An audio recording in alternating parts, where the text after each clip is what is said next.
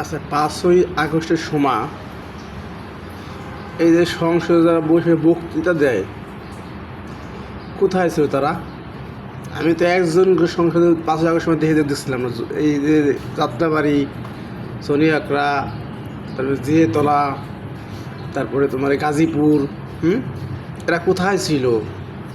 এরা এনে বড় বড় ডিক্সার দেয়। আফসোস, এই বাংলাদেশের উপরে আফসোস লাগে।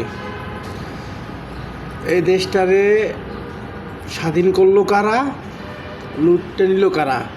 যেমন 1971 সালে যেরকম যুদ্ধ করছিল বাঙালি, এখন রাজাকাররা বসে বর্তমানে মুক্তিযোদ্ধা হয়ে যায়। তো একবারে সেই সেম টু সেম সেই কাহিনী কিন্তু আবার সে করছে।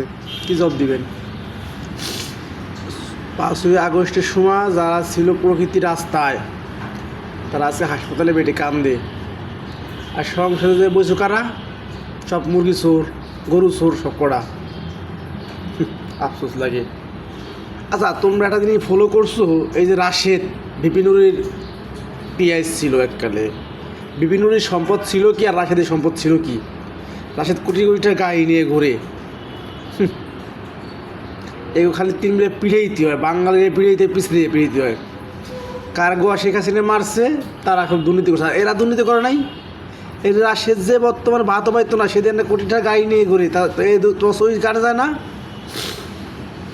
এই যাবে কেমায়? তোমরা খালি পারো পরের পাশা দেওয়ার জন্যে।